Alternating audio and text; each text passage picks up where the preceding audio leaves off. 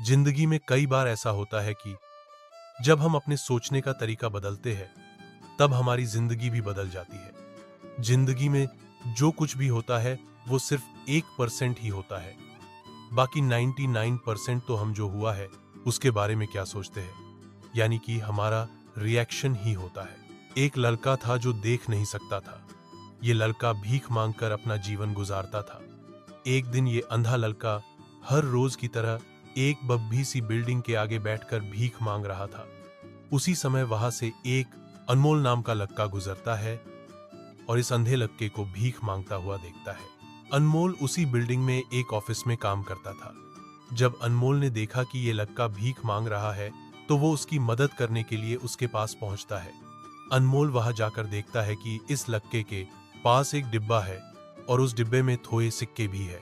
कुछ लोग आते हैं, इस लड़के को पैसे देते हैं और कुछ लोग उसे बस देखकर ही चले जाते हैं। अनमोल ने यह भी देखा कि इस लड़के के पीछे एक बोर्ड लगा हुआ था, जिस पर लिखा था कि मैं एक अंधा लड़का हूं, मेरी मदद कीजिए।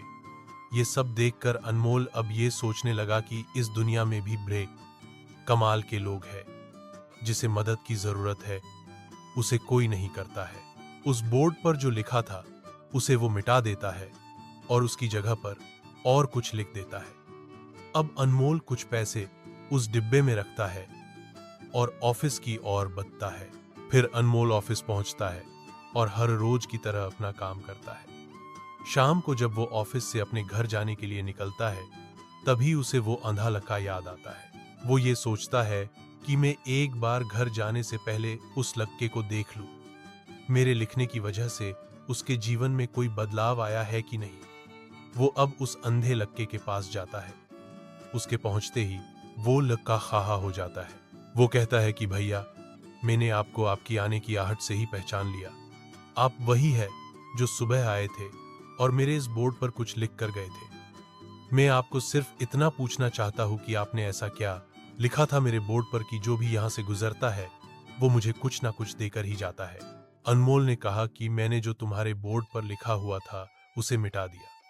तुम्हारे बोर्ड पर लिखा हुआ था कि मैं एक अंधा लड़का हूं, मेरी मदद कीजिए। मैंने उसको मिटा दिया और ये लिख दिया कि आज का दिन बहुत खूबसूरत है, लेकिन मैं देख नहीं सकता हूं।